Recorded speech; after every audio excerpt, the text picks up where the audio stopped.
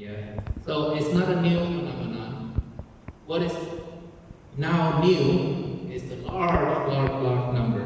And with this chance for the refugees to study, we hope that it creates a more conducive environment in which the people of Makassar can see that these refugees are not scary people, that they have some skills to offer, such as their language skill, such as their cultural background, to allow the students to interact in a safe environment and learn that once they leave the school, they will have to deal with many people from different backgrounds, from different cultures, from different countries.